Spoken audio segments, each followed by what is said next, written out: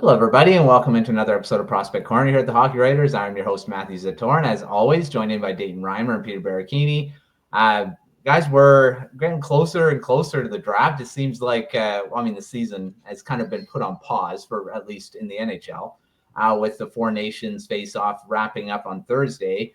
It's a great time to do a mock draft. So, because the standings are the same until Saturday when the games start going again. So, Peter, how's it going? It's going great. Yeah. I mean, we're already being treated to a fantastic tournament. And I think there was a lot of, hesitation with how everything was going with the Four Nations or leading up to it. But safe to say that this is kind of a big success for the NHL right now. So, yeah, looking for this to be done and getting into the full swing with the NHL draft content. For sure. It's going to come fast and furious. So the trade deadline is not that far away now. And then right after that, we kind of get going really with all of our content coming out. So very exciting. And Dayton, how's it going? Cold. I don't know if you've seen, but the coldest place in the world is currently in Saskatchewan. So it's been absolutely freezing today. And I've just been trying to stay warm. It's so cold. Got down to minus 40.6 in Saskatoon, setting a record that's been there for over 100 years. So, yeah, we're getting out of the. I hesitate whenever people say that. I hesitate to say it's been cold because really we has not been in BC, even though it's gone to like minus 10. That's like not that bad. But yeah, it's not. It's actually quite warm now. We're getting into like 8 degrees, which and back to rain over in BC. So, all right. Well, enough of that. Let's go to our and do our top 10 mock draft. I believe we have done one earlier in the season, but this is getting closer and closer. We're going to do a top 10 mock draft today. And like I said, the standings are frozen right now, so there won't be much changes until Saturday. So this will be correct for a bit. We're going to run through the top 10. And of course, just like last year, the San Jose Sharks hold the best odds right now of going first overall. And right now, that's what they are here. So San Jose Sharks, first overall pick. Dayton, you are the GM for the Sharks for this one. Who are they going with? Well, I think the San Jose Sharks can't really mess up this pick. There's a lot of good options. But the one person I think is the most dynamic is still Matthew Schaefer. So I would take him first overall. He does everything so well. He plays a really solid defensive game. Like, he is a strong defenseman. He can make plays from the back end. He can kind of be that sort of quarterback. But then he's got this real burst of speed that he can employ that'll take him right into the offensive zone. He knows exactly where to put himself to make strong offensive plays. And one clip I was watching, I think it was a local broadcast, we're comparing him to like a Bobby Orr type presence with the Erie Otters. Now, that's not to say he is going to be anywhere close to one of the greatest players of all time. But that's just, I think, a really good comparison of the impact that he has with his team. He is this highly mobile, incredibly gifted defenseman who can play all areas of the ice and just has a really big impact for whatever team. You pair that guy with, well, he wouldn't be on the same pairing as Sam Dickinson, but putting those two guys in your top 4, I think you're going to be okay. That's pretty good. I mean, and the Sharks, of course, they're still a team that needs defense. I think that's their biggest, if you're looking at their prospect pool, has gotten better. A lot better lately. I mean, Sam Dickinson, like I said, is already in the system. He's going to be a great defenseman for them in the future. But yeah, they still need help. And Matthew Schaefer is he's legitimate going to be a top pairing defenseman in the NHL. And the Sharks are going to need that cornerstone to kind of build around. They already have their forward. I mean, Macklin Celebrini has showcased already that he's an NHL player, a really good one already. And then you're looking at already, guys like William Eklund and Will Smith. I mean, all these guys are already, I would say, established NHLers now, and they're just building that out. And you added a guy like Schaefer, that's a big, big deal. So I think the Sharks are really, I mean, really, it's someone that I don't think they'd pass up. I mean, James Hagens would be a great pick too, but I think their defense is where they really need to address now. They've got their dynamic forwards. It's building from the back end now. And also they have their goaltender in Askarov. So they wouldn't pick, of course, a goaltender here, but yeah, it's probably a really good pick first overall for the Sharks going with Schaefer. All right. Well, moving to the Chicago Blackhawks, they're the second overall pick as of right now, and they're going with James Hagens. I mean, you already have Connor Bedard, who's an NHL. I mean, I don't want to say superstar. He's kind of struggled in his second season, but I think it's because of the guy, the talent around him. Of course, he's still a really young player. He's a guy that's still going to be he's still a franchise cornerstone. But adding Hagens to this, I mean, this is a guy he is a centerman. But you're looking at, I don't know if you can pass up a guy like this when you're second overall and he's still here and he wasn't picked first. He's just so dynamic. We saw it in the World Juniors. In a tournament that's usually dominated by the 19, 20-year-olds, he's coming in as a 17-year-old and he's looking really good.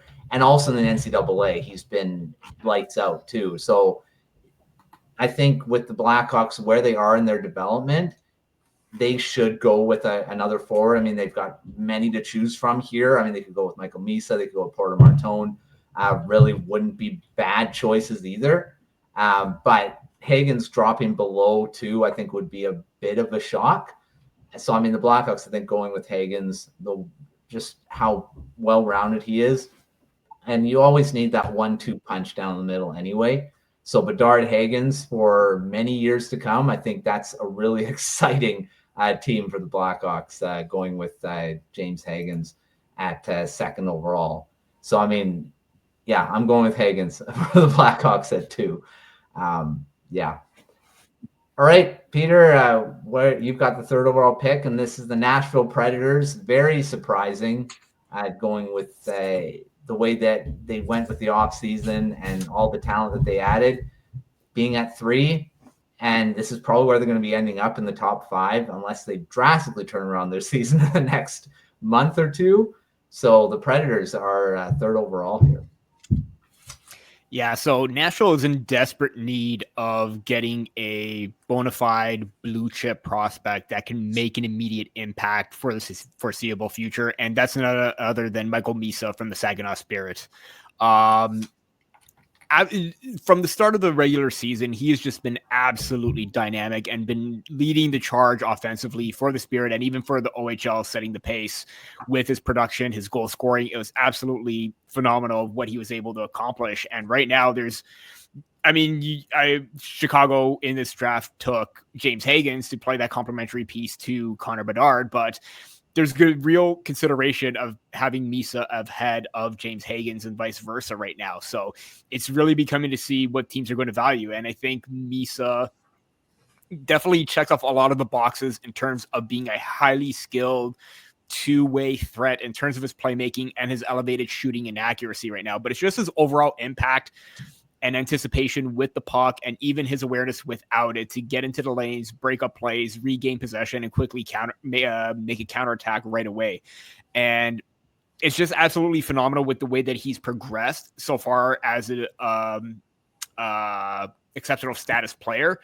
56 points in his rookie year, 75 last year, and 108 so far in 51 games, and he's on pace for 137. He's already got an OHL Memorial Cup to his name, Rookie of the Year honors. So he's already, getting the accolades early on in his career. And also, he is only the 4th OHL draft eligible player to hit the 50 goal in 50 game mark. Before him was Eric Lindros, Patrick Kane, and John Tavares. So Misa joining some incredible company in terms of his offensive output right now. this Nashville Predators are set on defense. They got a lot of big names and a lot of top quality defenders. They need a game changer up front, and Misa's definitely going to be that guy.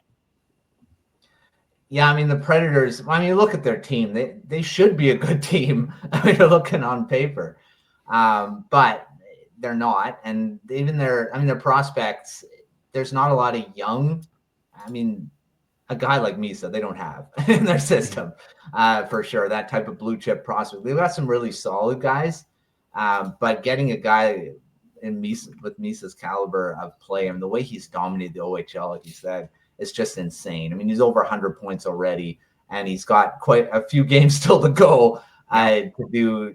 I mean, I think I was looking at it. He's only had 2 games this season without a point. That's insane. That's insane. And men, of course, have multiple point games many times. But the fact that he has only gone 2 games without registering a point, and it was 2 games in a row, and then the rest of the time he's been putting up at least a point.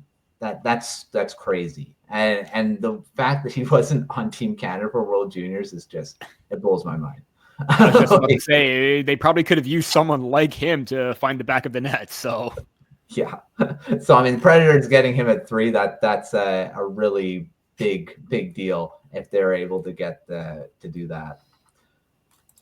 All right, number 4, Buffalo Sabres and Dayton. I mean, the Sabres getting another high pick to add to their many good prospects. I'm sure Sabres fans don't want to keep having picks at this range, but they have one here. So where are they going? I think this is where the draft can kind of open up a little bit. The Sabres have a lot of really good wingers. So do they want to add another guy like Porter Martone? That's someone that they could use for sure, but they don't really need. So I think maybe they go off the board here a little bit and go with Roger McQueen.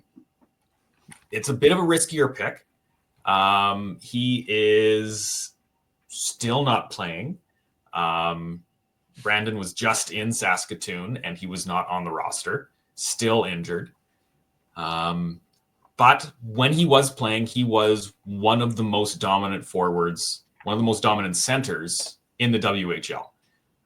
Standing 6'5", he has that power. He can score goals. Like, he can do everything. He's got really good speed too for somebody who, has a lot of frame to lug around the ice. And with the rumors that the Sabres may be moving on from another one of their big centers in Dylan Cousins, of course, just rumors at the moment, maybe they're looking to refresh their center depth a little bit more. And so I think maybe McQueen jumps up on their list a bit. Is it the next best player? I don't think so. I think Martone is a better player right now, especially because he's playing. And there is the chance that that McQueen doesn't come back fully the same, right? We're kind of seeing that with Caden Lindstrom, Columbus's pick last season. He hasn't played a lot this season at all, if any. I don't think he's suited up for a game now that I'm thinking about it.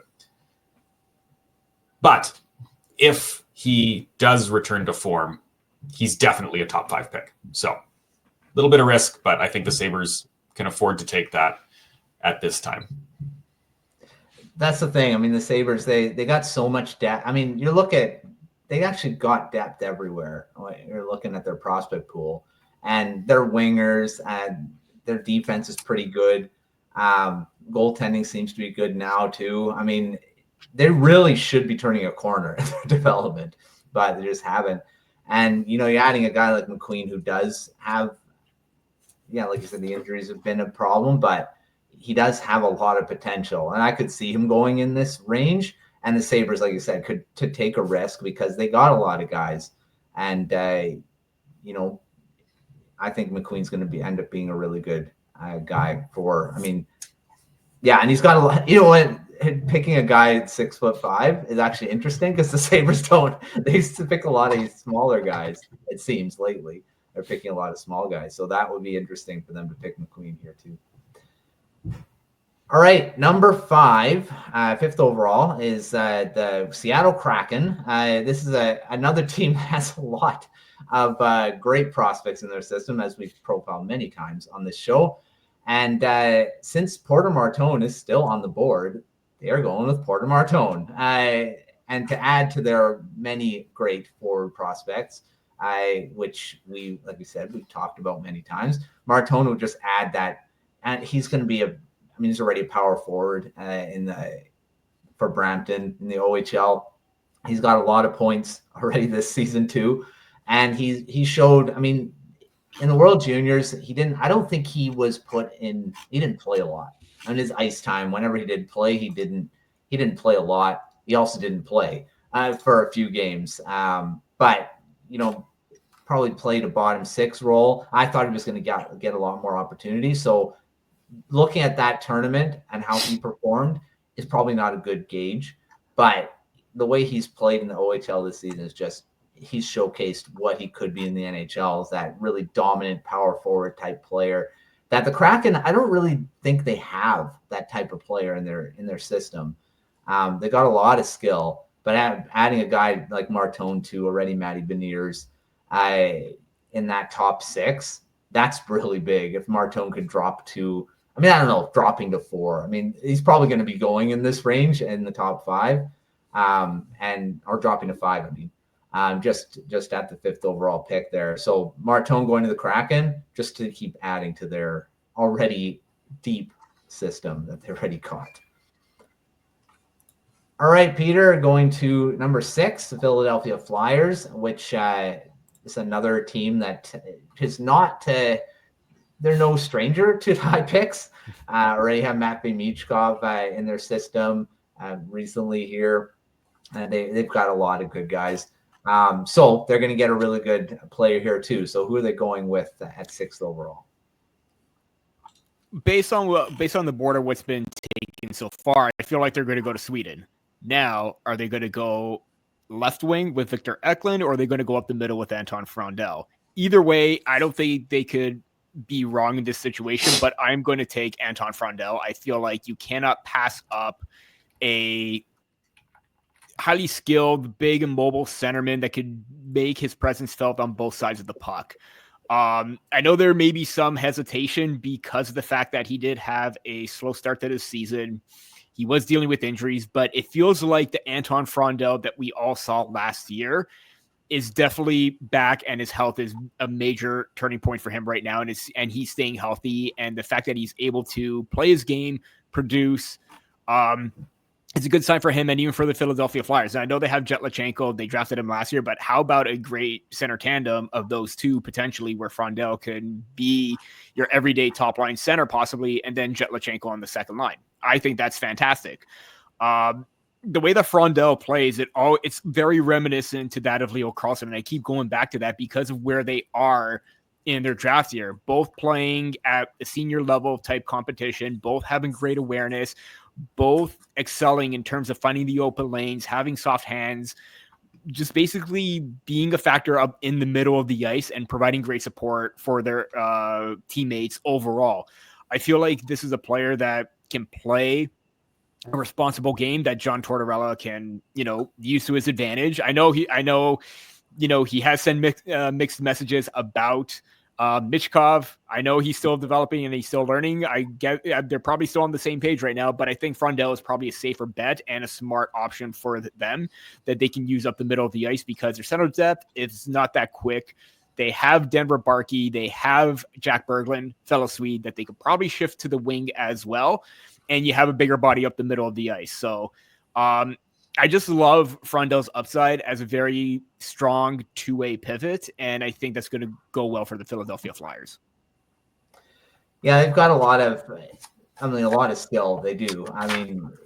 Michkov is just the latest guy, but you're looking at, their center depth is not. It's a lot of older guys, and trying to transition that, I think Frondell will be a good pick too. All right, Dayton, we're going to the Pittsburgh Penguins. It's another team that's not really used to being here in the top 10. But this season, it looks like that's where they're going to be picking. unless, like I say, they go on a crazy run to end the season, but it doesn't look like that's going to happen. So who are the Pittsburgh Penguins going?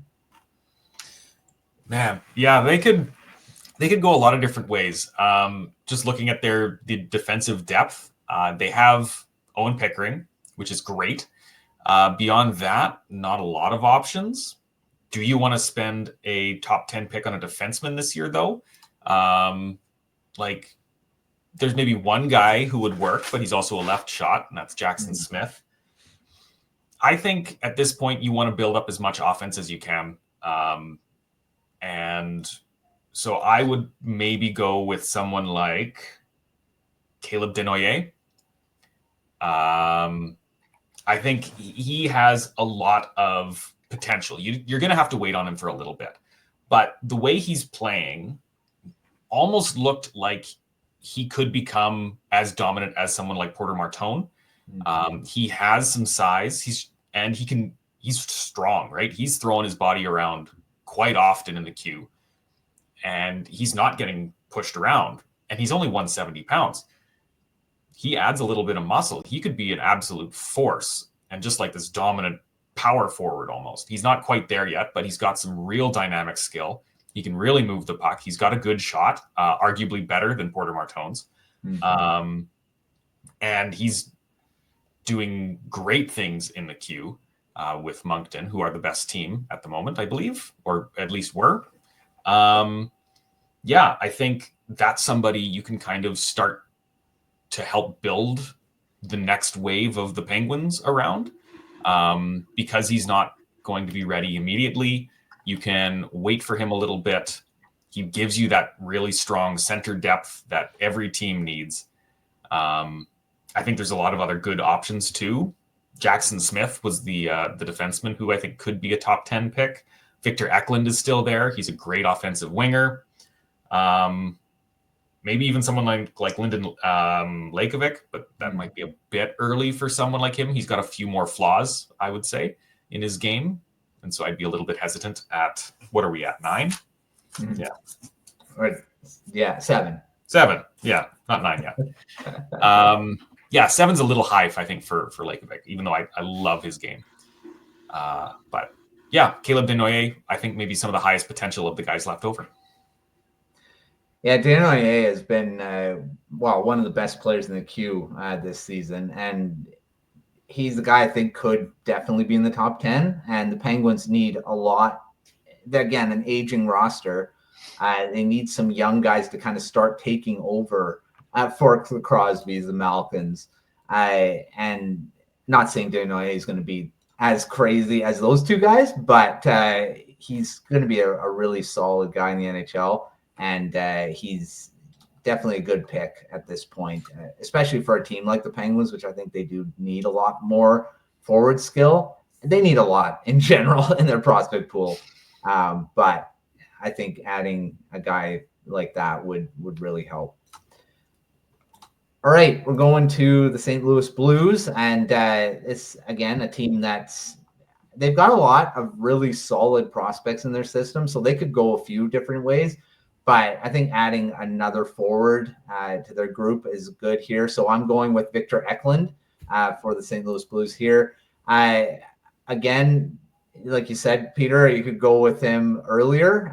But at 8 for the Blues to get him here, we already saw him of what he can do at the World Juniors. Again, not getting a lot of ice time, but he still looked really good for Sweden. And,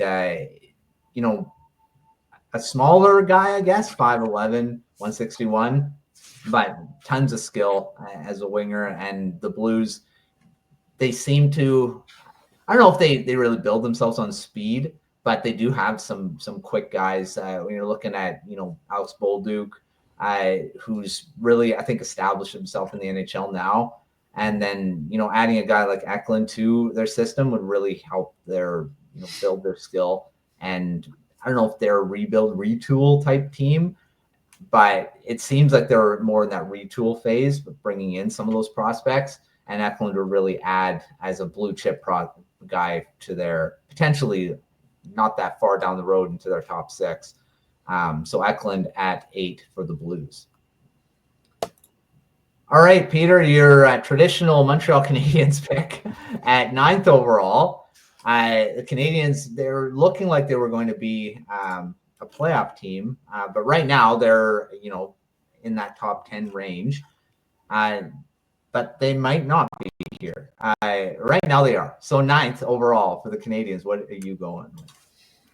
This is tough because if you didn't take Victor Eklund, I sure would have, because how fun would it be to have a wing combo on the left side of Victor Eklund and one on the right with Ivan Demidov? That would have been very fun if he was still available for me. Unfortunately, he isn't. So I had to reroute my plans, basically. Looking at Montreal's depth chart, I mean, they do need help on the wing, so Eklund would have been fantastic.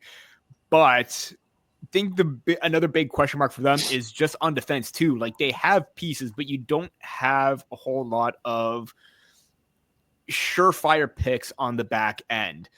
I mean, you got some potential already with Lane Hudson playing well. You have Caden Gooley on the left side. You would probably like a right shot defenseman, but there's not one available at the moment. So I am going to take the next best thing and take the next best defender in Jackson Smith for the Canadiens. And again, I know he's a left shot defenseman, but from what I've seen from Jackson Smith throughout the season is his competitive edge.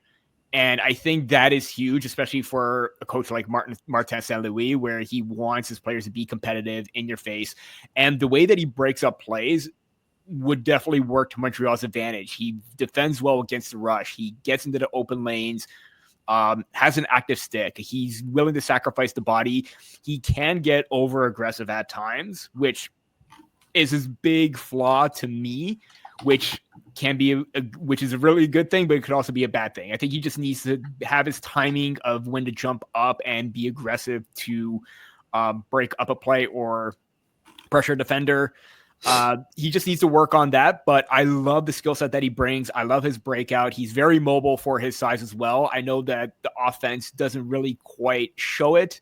Would like to see him shoot the puck a little bit more. He only has 2 goals, but boy, can he set up plays, as he has 38 assists so far this season. So great playmaker on the back end. And who knows if he's going to be, I mean, I know Lane Hudson is a left-hand shot, but if you could have Lane Hudson as a one-time option on his off wing and you have Jackson Smith set up, great. But if you have a left side already of Hudson, Gooley, and Jackson Smith, I think that's a big win for the Montreal Canadiens.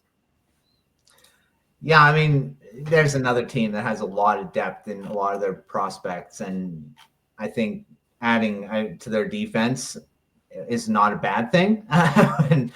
when you already got, I mean, Lane Hudson's really accelerated that, I think. Playing like a top 10, top 15 pick when he was picked in the later of the second round. But adding Jackson Smith in the top 10 here would really, I think, solidify that blue line for the future, and it'd be a pretty good one, especially on that left side, like you said. So lots of good skill and two-way play there too. I should also mention that Arbor Xhekaj is also a left shot defense, so you're going to be a little bit crowded. But with Jackson Smith developing or taking a couple of years to get to this point, I think you could play the waiting game for him. For sure, and Xhekaj's not really. There's been talk about him maybe not being in the future plans, that he could be traded. Yeah. So, and if they pick someone here, that might solidify that, but we'll see. All right, Dayton, let's round out the top 10 with the Anaheim Ducks, which, I mean, they've had actually an okay season this year, but they still have a top 10 pick as of right now. So 10th overall going to the Ducks. Yeah. The Jackson Smith pick was nice. I did get to see him play in Saskatoon a little bit. Got to see him play. Yeah, he's a really good puck mover, really good slap shot, very good, strong defenseman. Yeah, I think the Ducks can go a couple of different ways here. They could shore up the right side of the defense. I think the depth is mainly older guys right now. Jacob Trouba is a right shot. Radko Gudas is a right shot. Drew Hellison, younger guy, more so defensive. Or they could find somebody to continue to build up that offense and find those play drivers and those high-end offensive players. And I think at this point in the draft, you're going to get a better option with that high-end offense. So I'm going to go with Jake O'Brien. 80 points in how many games? 55 games. He is doing incredible things with the Brantford Bulldogs. He is a bit of a late riser at the moment. He is climbing up some boards. Most were having him around the 20th mark.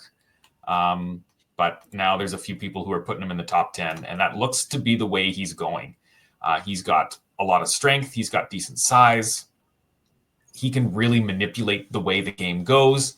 I think this is a guy who can really boost the Ducks. Maybe, hopefully, pair him with someone like Trevor Zegras or Beckett Seneca. I think that would make a really dynamic line and give the Ducks a lot of options in the future. Yeah, like you said, they just have so many guys and lots of great prospects, and maybe their defense is their weakest, but on that right side, they do got a lot of great defensemen in their system for prospects. But yeah, I mean, their center depth again is pretty good. But adding O'Brien would just solidify it, and who knows? Zegras might not even be part of their plans going forward. He's been in trade rumors too. Mason McTavish has been not in trade rumors, but he's been kind of an up and down lately. I think they'll think he's a big part of their future, but O'Brien would add to it for sure. All right, that's the top 10. We'll do a full mock draft later on as we get closer to the draft, and probably do a few more as we go. But that's the top 10 for right now. We'll see what changes. I mean, I think probably the two at the top will probably remain that way. The Sharks and the Blackhawks are probably going to be one of those teams getting the first overall pick, unless the lottery messes everything up. But you never know what could happen there. So lots of great names still on the board. Peter, who's the best out there still after the top 10? I mean, there's a lot of guys, but who would you think is the best, maybe that you thought could have gone in the top 10? Really tough to say, because I feel like that top 10 could be the top 10 when it's all said and done. I still feel like there's going to be a team that's going to take a flyer, Roger McQueen. I feel like it's hard to pass up that size and skill set, especially with the hot start that he had to the season. It's just unfortunate that he hasn't played a game up until this point, but I think when he does get back, hopefully he gets back to that dominant side that we saw before, and that should put some NHL teams' doubt to rest if he's able to play at a high pace and a high rate like he did at the start.